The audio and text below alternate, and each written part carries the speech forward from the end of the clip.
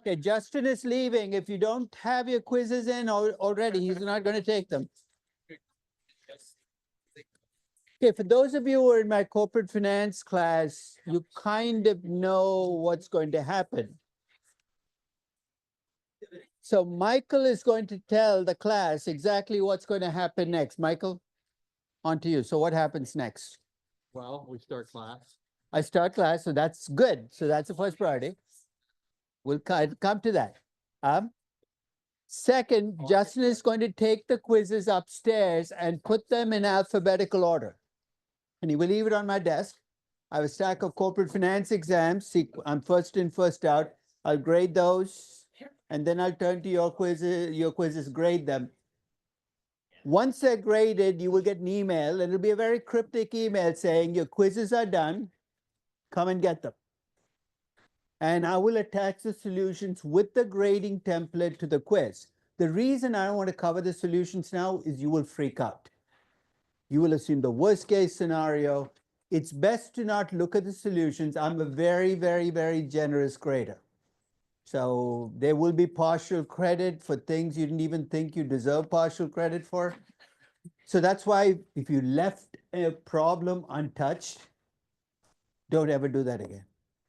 Because I can't give partial credit for nothing on the paper. Now, show me you are trying at least to get to a destination, and I will go along with it. I'm also a speedy but noisy grader. What does that mean? I don't see the point of 100% perfection here.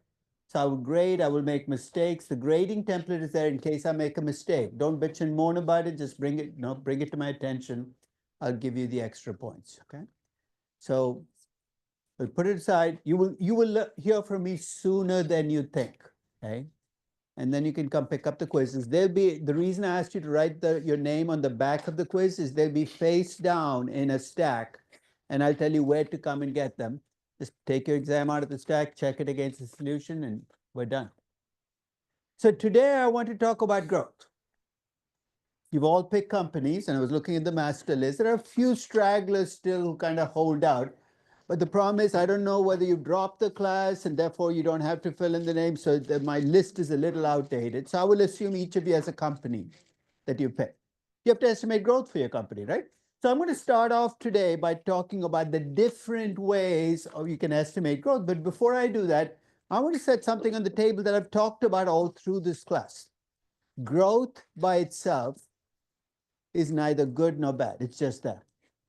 There's a good side of growth. What's a good side of growth? Your revenues get larger, your earnings get bigger, you get to be a bigger company. The bad side of growth is you got to reinvest to deliver the growth. Intuitively, you can already see how you can grow and destroy value, right? If you reinvest huge amounts and get very, very low or even moderate growth, you're destroying value. So we're going to talk about metrics we can use for destroying value, but the net effect of growth is what we're searching for. So there are three generic ways, there are only three generic ways in which you can try to estimate the growth for your company. The first is you can look at the past. What kinds of companies is that going to be most helpful on? Stable, mature companies and businesses that are not being disrupted, right? So you got to be careful. You can have a stable, mature company with the businesses. So we'll start with that. It's called historical growth. Unfortunately, in 75% of valuations, this is it. You see why I said unfortunately? You don't need a person, right? ChatGPT could do that for you. So we'll start with that, and I'll talk about all the pitfalls when we talk about historical growth, the pitfalls you can run into. Second, you can outsource growth. Why do we do that? Why in general do we ask somebody else to tell us what to do? I always ask my spouse, can you make a list of what I have to get at the grocery store? You know why? Because if I don't get something on the list, then it's not on the list. You told me to get it. I just got what you... We outsource things because we don't want to take responsibility for it. And when valuing companies, it's so easy to outsource the growth to people that we think are more expert than we are. Because they know more, they hang out with the company. Either management, because after all, management knows more about the company than you do. Terrible mistake if you ask me. Or analysts, because after all, they spend all of their time estimating growth for the company. The third way you can estimate growth is to look into the company. Growth is not a magical number that you and I can go around endowing companies with. It has to come from choices or decisions a company makes. And they're painful. You got to reinvest a lot. So you got to give up current cash flows. And second, and this is difficult, you got to reinvest well. We're going to look at how looking at what companies put back into the business and the quality of their investments is actually going to tell you how much they're going to grow. Historical growth, outside estimates of fundamentals. So let's start with the easiest of those three, historical growth rate. Should be a fact, right? So when I ask you, what's the growth rate in your company, you expect a number. This shouldn't be up to debate, but it turns out that even that number can be skewed by choices you make. So I'm going to talk about how those choices can be affected by the time periods you look at, how you compute your average growth rate, arithmetic averages versus geometric averages, and how the metric you use to compute the growth rate can give you very different numbers. You know what I mean by metric? When I ask you growth rate in your company, I didn't specify in what, right? It can be in revenues, it can be in operating income, in EBITDA, EBIT, net income. I'm going to give you at least a general pattern you should expect to see in those growth rates when you look at a typical firm. And finally, there's a math problem in computing growth rates for some kinds of companies. How do we compute growth rate? Can somebody give me the, Leon, how do you compute the growth rate in a year? What do you do? Just give me the mathematical formula. I have a number from last year, a number from this year. The change, and then I divide by the number from last year, right? What if the number from last year is negative? It's going to create a math mess for me because my earnings might go from negative to positive, but computing a growth rate itself can become problematic. That's the first math problem. The second is when you look at growth, even if you don't have negative earnings, if your company is going from small to large while you're watching it, the growth rate might in fact be a number you can't sustain. So let's start with the first of those. And I'm going to go back way back in time to the peak of the dot-com boom, when Motorola was the also ran in the race that other young tech companies were winning. Motorola has been around a long time. So 1994 through 1999, I've computed the growth rates in three metrics: revenues, EBITDA, EBIT. In fact, the actual book, I also did net income, earnings per share, and I'm going to ask you to try to guess what those numbers would look like. So I took the numbers for 6 years to get 5 years of growth rate. And you always need 6 to get to 5 because you need the change. I've computed the growth rate each year. And I've computed an average growth rate over the first 5 years. The first average is just an arithmetic average. I just add the 5 numbers up and divide by 5. And the arithmetic average growth rate in revenues is about 7%. It's about 11% in EBITDA and about 42% in EBIT. That's impressive, right? Before you get too impressed with that arithmetic average, I've also computed a geometric average. You know how we compute geometric averages? We take the ending number, 3931. You take the starting number, and then you take it to the root 1/5. Why? Because you're looking at it's a compounded average. For revenues, the numbers are pretty similar, right? 7.08 versus 6.8%. You're saying, why do you even waste your time? As you go from revenues to EBITDA to EBIT, notice the difference widens. There's a statistical reason they widen. If you look at the standard deviation below of the earnings, think about the only scenario where arithmetic average growth rates and geometric average growth rates are going to converge. Michael, what has to be true about the growth rates for the two to be exactly the same number? Well, you have to have small standard deviation. Zero standard deviation. If you have 8% every year, the arithmetic average is 8%, and I can guarantee you the geometric average will also be 8%. As the standard deviation increases, the two numbers will deviate. I haven't shown you net income and earnings per share. Those differences are going to be even wider because as you go down the income statement, everything gets more volatile because you got fixed costs and interest expenses.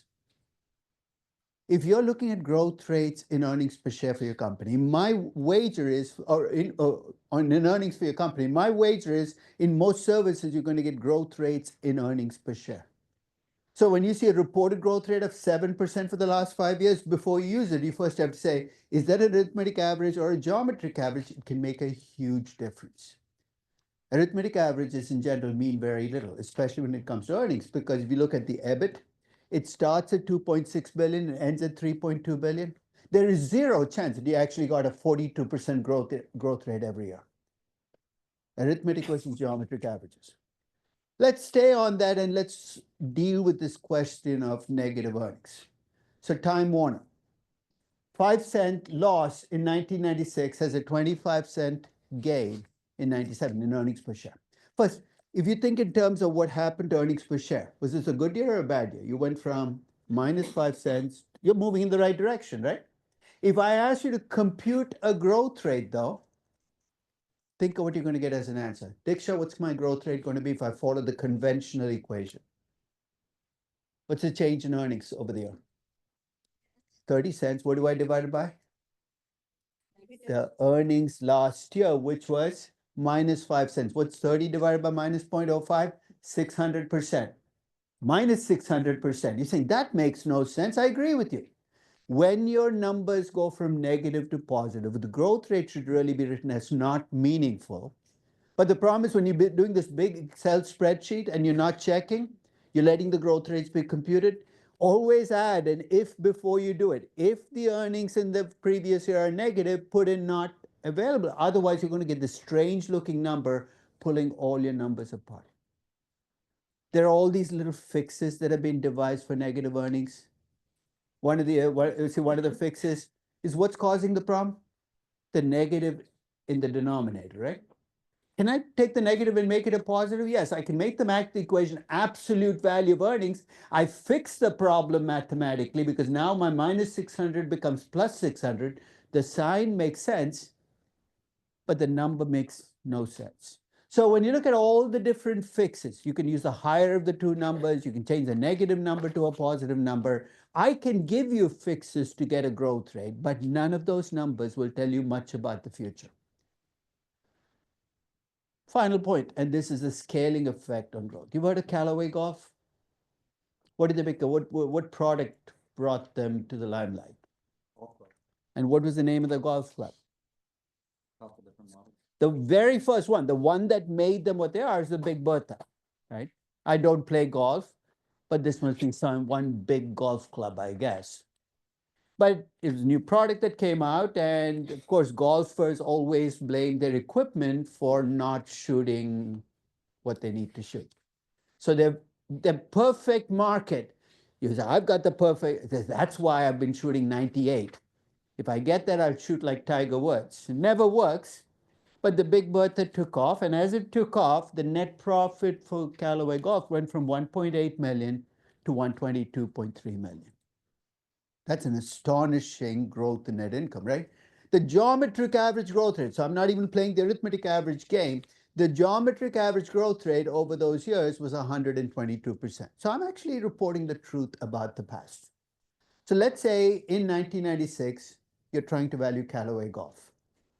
You're using earnings per share, you're drawing on past growth, and you put in the 122% growth rate for the next 5 years. Here's what your net income will look like 5 years from now. If you flesh out the story, what will this require? That each and every one of us, even we don't play golf, should have to buy a Big Bertha, put it in the closet, maybe as a weapon. But this is what happens when you take historical growth rates for small companies and just plug it into the future, because it'll cause your numbers to explode. So if you're working with a small company, be very, very cautious about historical growth rates. Not that they're a lie, but as you scale up, it'll get more and more difficult for those growth rates to continue. One final point about historical growth. About 50 years ago, this guy does a PhD. His name is I.M.D. Little. He was British. He comes over to do a PhD at one of the research universities in Harvard, Yale, something. And he decides to test a hypothesis. The hypothesis he was testing was, does knowing past growth help you predict future growth? He took a few hundred companies. The sample size had to be small then because he hadn't collected the data. And he did a very simple test. He looked at the earnings growth from 1951 through 56 for each company, which he knew. And then he also looked at the earnings growth from 1957 to 1962, which he was also, so he had two 5-year growth periods. And what was he trying to test? Does knowing the growth in the first period help you predict the growth rate in the second period, right? So think of running a statistical test. You're running a correlation between the two numbers. Before I ask you to guess what he found as a correlation, I'll give you the title of his thesis. It was Higgledy Piggledy Growth. Some British nursery rhyme, I guess, is coming into play. But you don't even need to understand Higgledy Piggledy, and you can pretty much guess what he found as correlation, right? What do you think is found as correlation out there? He found 0. If you got a really high positive number or a really high negative number, either would be useful, right? If you got a high positive number, what would it mean? If you have companies with high growth, they're likely to grow at a high rate. If you got a really high negative number, you reverse that process, you get 0. I'm not saying past growth is useless, but you have to be really careful about extrapolating it because historically it's not been that good at forecasting future growth. So any questions about historical growth? For some of you, this question is off the table. Why? Because your company's been around only 2 years. But if your company's been around as long as Coca-Cola, Disney, try playing this game. Look at different time periods, starting point, ending point, to see what happens to your growth rate. So now talk about analysts. Now, at the start of the class, I told you how equity research analysts can either be sell-side analysts or buy-side analysts. Buy-side analysts are seldom seen, they're never heard because they work at companies, they go back home and nobody, but sell-side analysts are out there. In fact, that's their job, to get out there, get their names reported. And let's state a few things about sell-side equity research analysts. Their job, at least in theory, is to find buy and sell, right? List out which companies to buy in their sector. And they spend a disproportionately large amount of their time focused on earnings rather than on valuation. And a disproportionate portion of that time focused on next quarter's earnings. Now, some of you might have noticed that NVIDIA came out with an earnings report, Wednesday or Thursday of last week after close of trading. NVIDIA is tracked by like 75 analysts now, and I'm sure their entire last few weeks has been spent trying to forecast what that number will be. You think they're done? You know what they started on today? What the next quarter's earnings are going to be. Their entire lives are built around forecasting getting the next earnings per share. So you think, so they spend a lot of time on these companies. They're forecasting these earnings numbers. The question then is, they must be coming up with better estimates of growth rate than most other people. Those are the numbers you see reported in Yahoo Finance or Zacks as the growth in earnings for the company.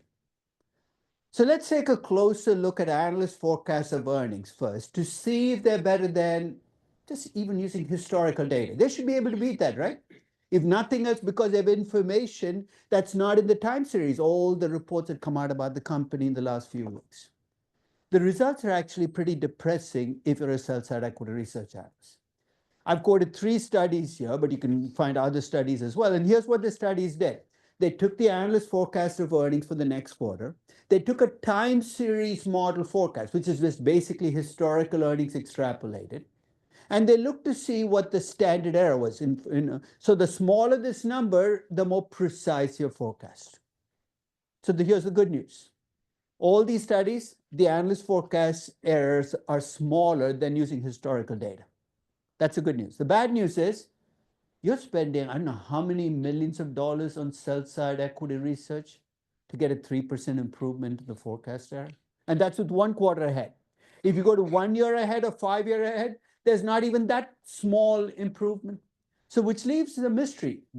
How come these analysts spend so much time on these earnings numbers in these companies to produce such terrible forecasts?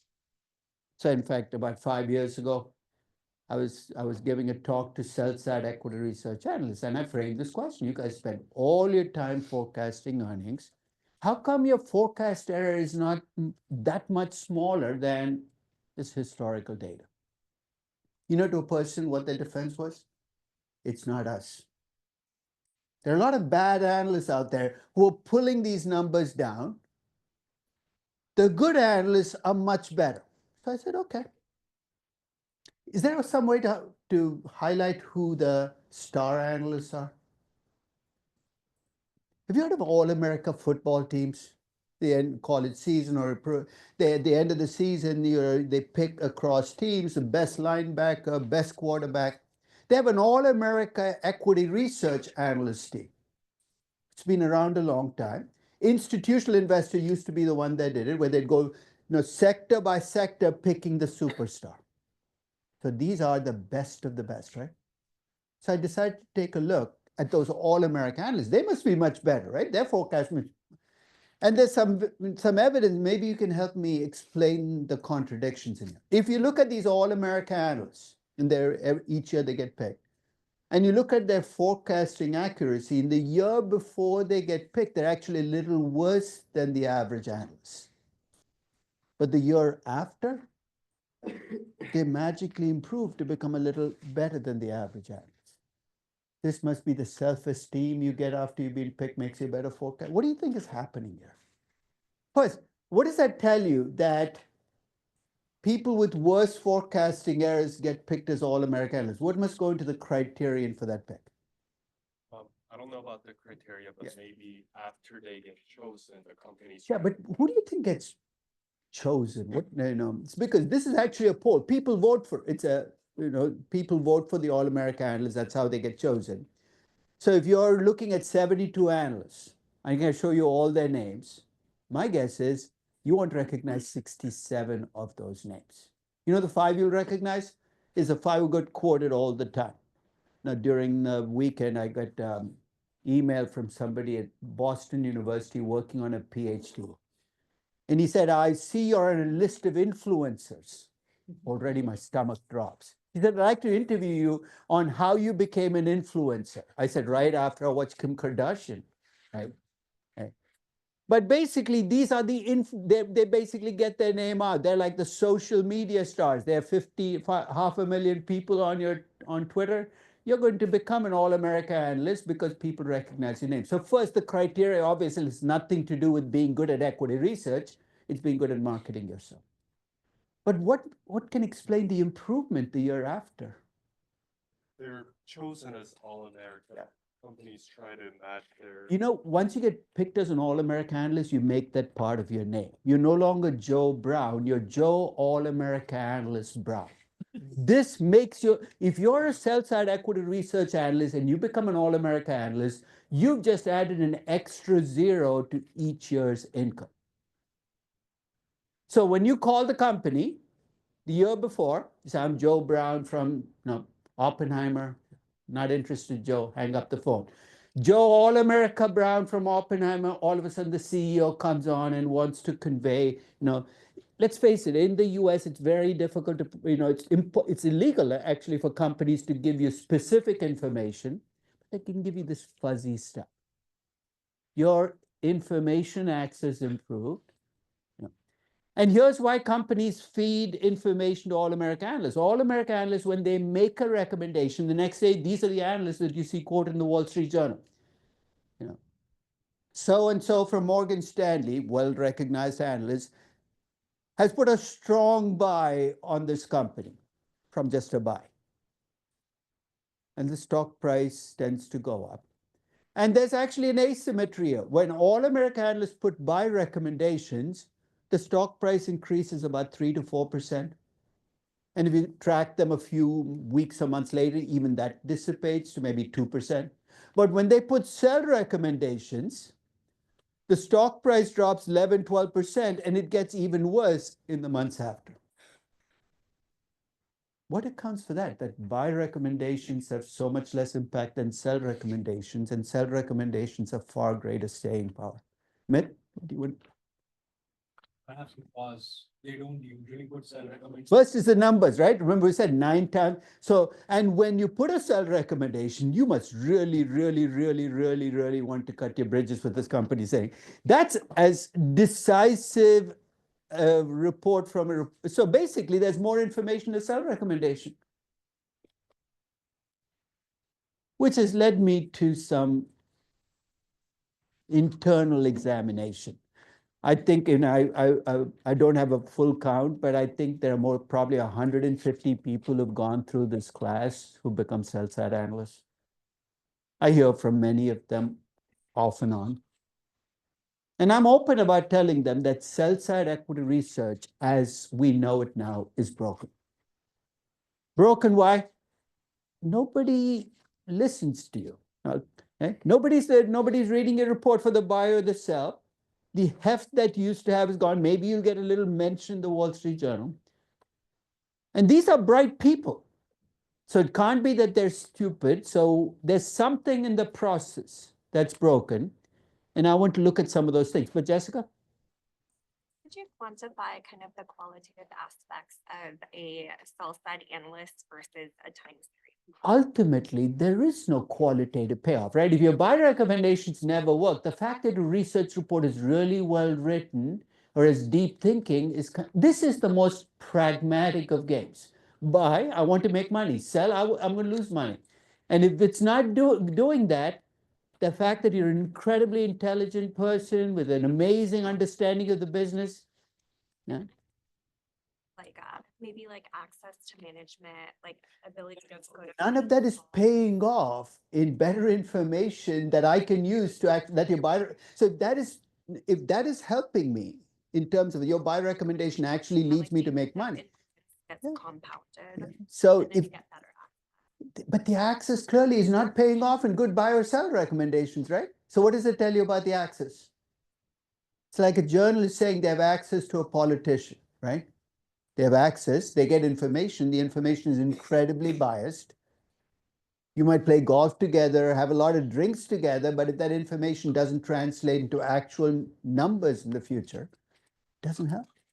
So here are the 5 things that I think sell-side equity research faces as a problem that they need to structurally fix.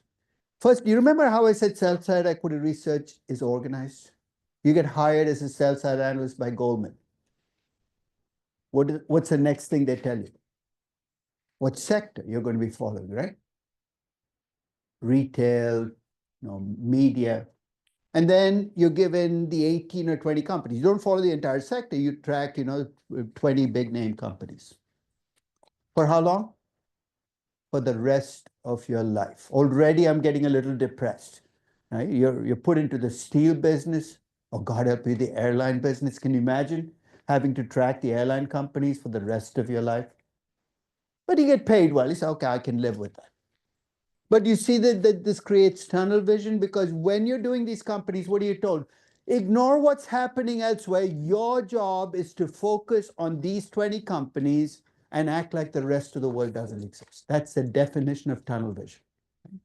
Second, a lot of lemmingitis.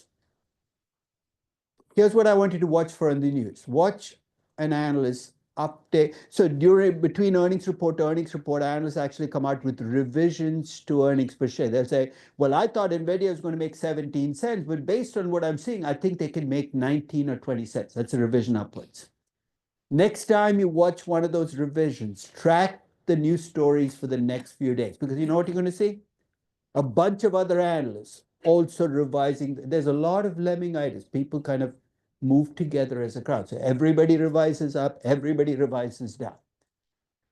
The third is a variant of the Stockholm syndrome. You guys familiar with the Stockholm syndrome?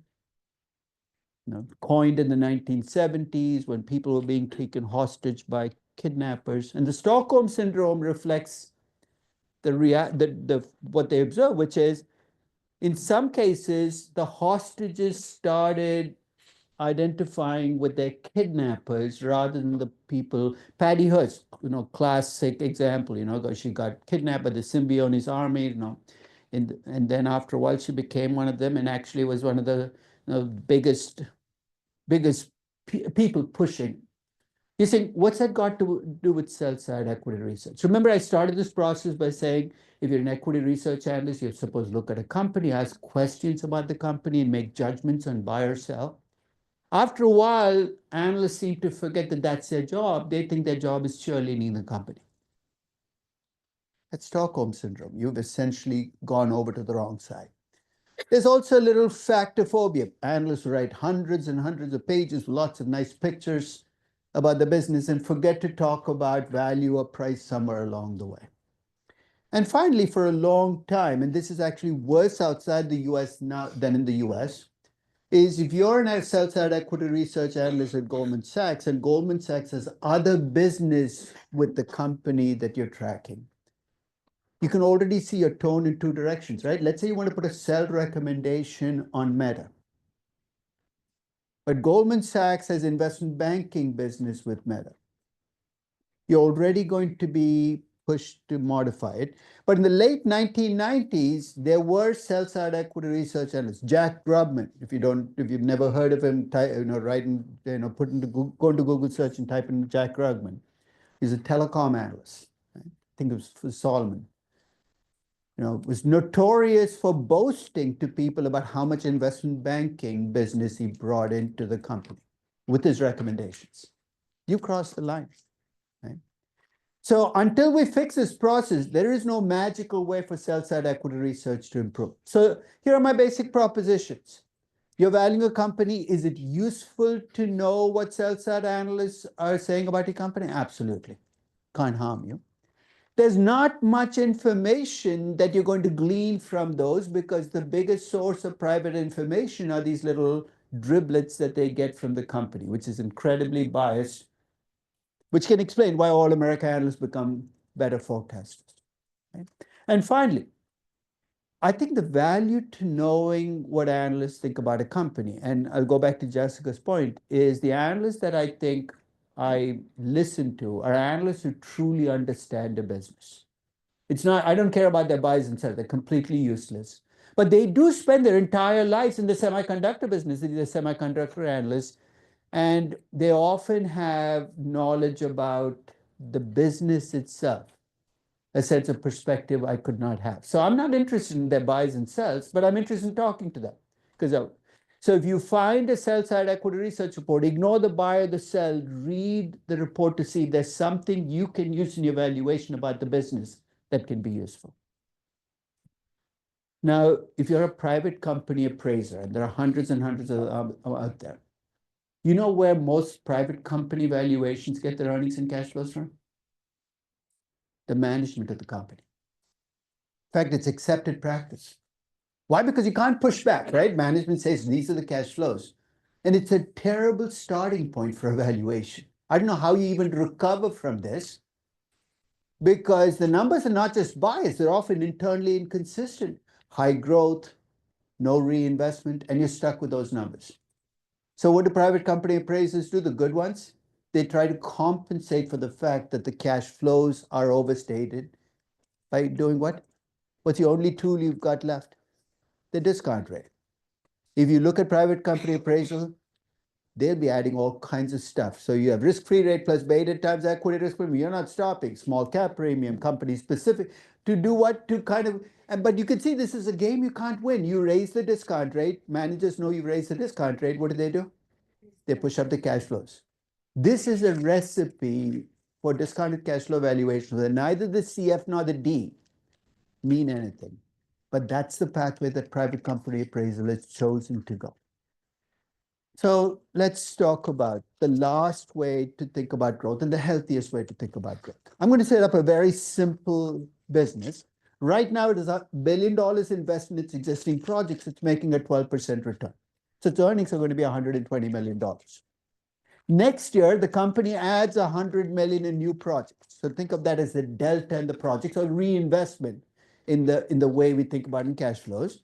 And it continues to make 12%. You work out the math, next year's earnings are going to be $132 million. You think, so what? The change in earnings was $12 million, right? Where did it come from? Delta in the investment and the return you made in the investment. we're laying the foundations for what's called sustainable growth. Sustainable growth ties your growth rate to how much are you reinvesting, the delta in your investment, how well are you reinvesting. But to show you the cracks that can come in sustainable growth, this worked because the return was staying at 12%. Let's say my return would go from 12 to 13%. In other words, I'm adding efficiency, I'm making my business.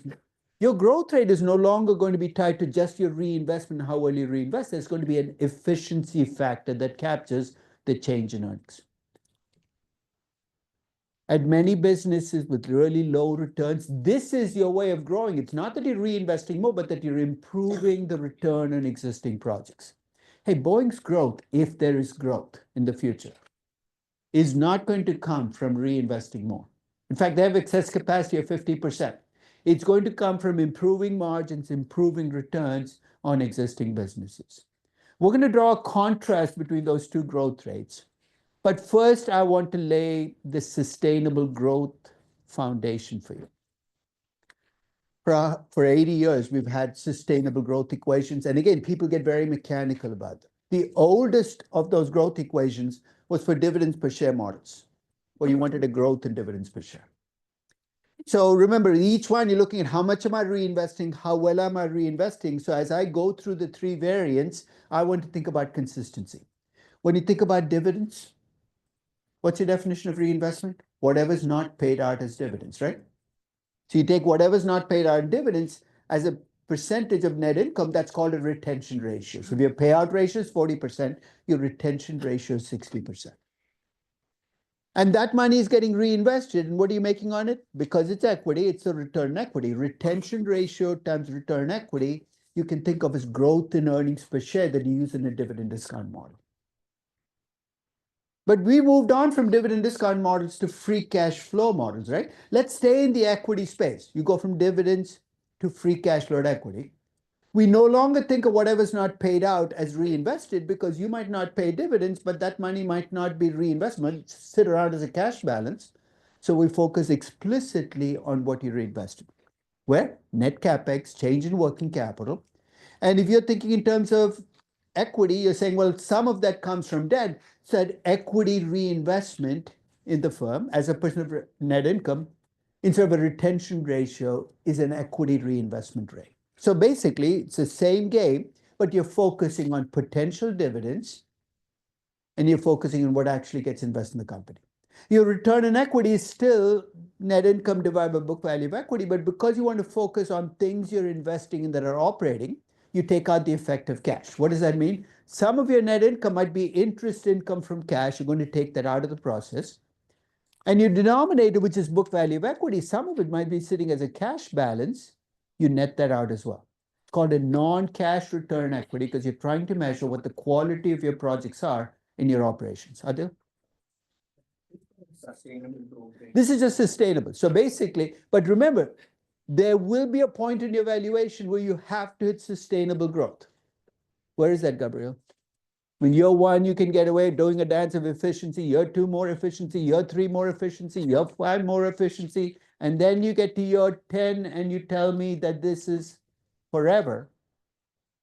So even if you never use, I hardly ever use sustainable growth equations in most of my company valuations, but you get to year 10, you better put in sustainable growth or your balance sheet will start blowing up. So we looked at two equity variants, but let's say you're valuing the entire firm. Their reinvestment is a percentage of after-tax operating income. Does that sound familiar? Because that's what we start the free cash for the firm.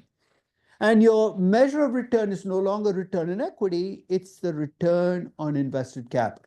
The most misused accounting concept in valuation in corporate finance now, that ROIC that people throw around. But already you can see in each one, I'm looking at how much am I reinvesting, how well am I reinvesting, and your growth is the product of those two. So I want to kind of nail this down because as I said, even if you don't use it for year one, year two, you got to get it in stable growth. Let's start with growth in earnings per share. Retention ratio measures what I put back. Give me the constraints on that. What's the highest number a retention ratio can be? 100%. What's the lowest? 0%. So it's constrained between 0 and 100. Sounds obvious, but nail that down. So when I look at the growth in earnings per share and my return equity is 20% with this equation, what have I just told you? Your growth rate cannot exceed your return equity because the most you can have is a retention ratio is 100%. It's all about retention. So here's an example. In 2008, before the 2008 crisis, I took Wells Fargo, doing incredibly well like every other big money center bank. Its return equity was 17.56%. Its retention ratio was 45%, which means the payout ratio must have been about 55%.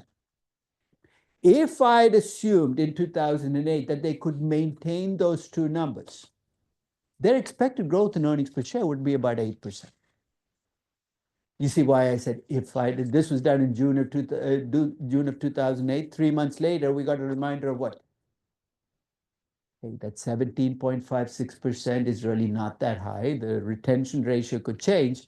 And that's why you can see when you assume what happened last year as what's going to happen in the future, it could potentially get into trouble.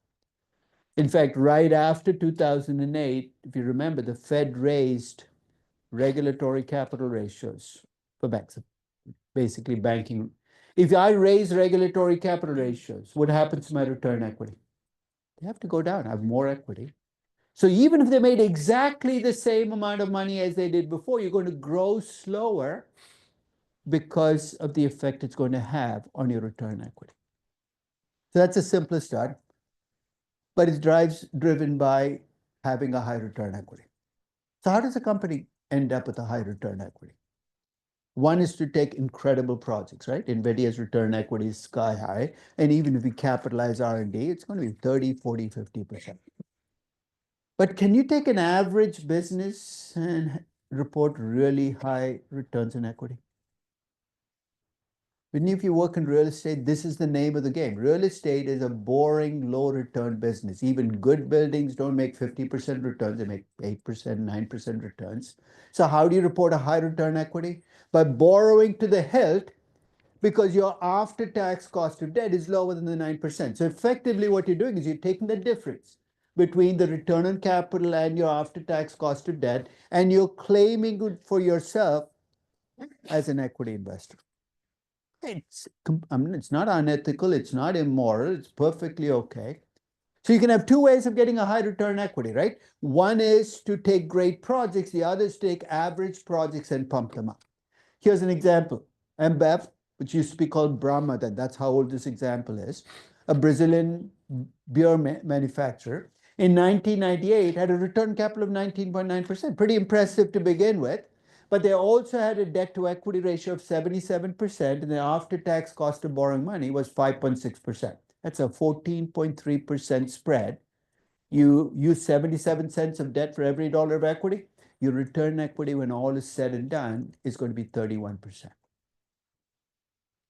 Let's say you have two companies.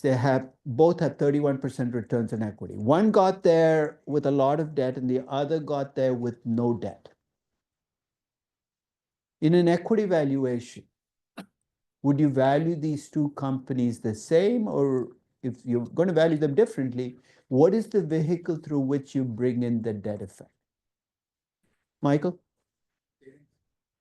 No, that actually is going to make it even better for the company with debt, right? Yeah. So you're going to reward the company. The more debt they have, you're going to be pumping up their equity value, right? Yeah. No, it doesn't enter. It's an equity valuation. Remember, when you have cash flows to equity, you discounted the cost of equity. Now do you see why we went through that torturous process of levering and unlevering bait? It's not because I love that equation, even though it shows up in every quiz. It's precisely for conditions like these, because if you pump up the debt and improve your return equity, I'm going to say that's nice, but your cost of equity is also rising with it. It's a difference that drives this. If your beta comes from a regression and you have one cost of equity, now you see why private equity investors and real estate developers can essentially take you to take your money effectively by promising these high returns. They're not lying about the returns. What they're not talking about is the risk.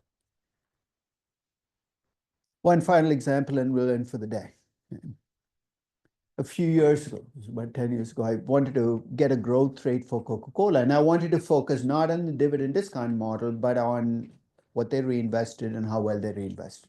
So I looked at the equity reinvestment rate, net capex plus change in working capital, minus the debt component that comes from it, and divide by net income. Retention ratio, equity reinvestment rate, right? With retention ratios, we set caps and floors. Can't be greater than 100%, can't be less than 0%. With equity reinvestment rates, what's the cap? Or put differently, can you reinvest more than 100% of your net income? Yes. By doing what? By issuing new shares, by raising new equity. Can it be less than 0%? Yeah. Yeah, you could basically be a shrinking company. I've depreciated. This is good, right? Because now if you gave me a declining company to value, I'm going to put a negative reinvestment rate for a really high growth company that, so already you're getting freedom you did not have with the retention ratio. And because I want to stay focused on operations, I'm going to look at the net income, net of cash, and then look at book value, net of cash. So here's the example I'm going to end with. This is Coca-Cola in 2010, had a non-cash return in equity of 64%. So when you take the cash out of the book value, it's a tiny amount. Why is it so high? Hey, when you sell a syrup that costs you 2% of your product, the only real expense you have is marketing expenses. What equity investment? Remember, Coca-Cola also took the only part of a beverage business that's capital intensive and spun it off. The bottling, 30 years ago, they just spun off. So they're just a syrup. Of course, I'm not surprised. The reinvestment rate was tiny. Again, for the same reasons. You're not putting money into much money. So 63% return equity, 8% reinvestment rate. You take the product of those two, you get a 5.22% growth rate, which is not an unhealthy growth rate, but it's a growth rate that reflects being a mature business with an incredibly great franchise delivering 63% returns. But if you compare a 5% growth rate Coca-Cola with a 5% growth rate in Con Ed, the 5% growth rate in Coca-Cola is going to be more valuable to you as an equity investor because they can pay out almost the entire earnings as dividends and deliver the 5%. Con Ed might have to invest half their net income to deliver the same 5%. Again, we're looking for ways to reward and punish companies that goes past the growth rate. And these sustainable growth equations allow you to at least think about the implications. So let's pause there. Next session, we're going to finish growth and talk about the big enchilada, terminal value. So I'll send you a few posts which you can read, will help you kind of in that discussion.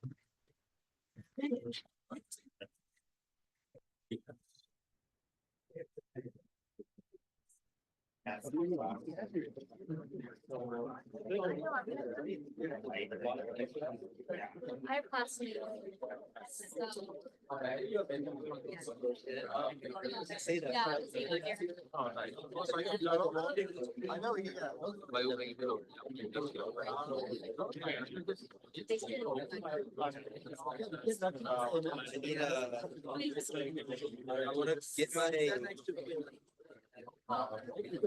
Remember how I just look at stuff.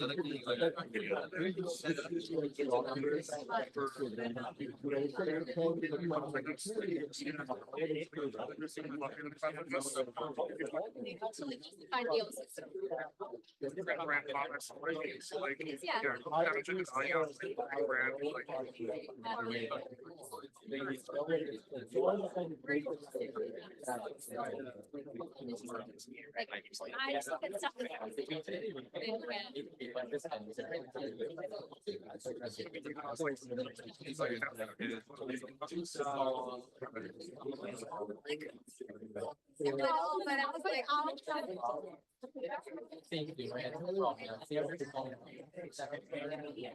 that's how you get the everything. Just like sign up. I wanted one, yeah, only one cash flow.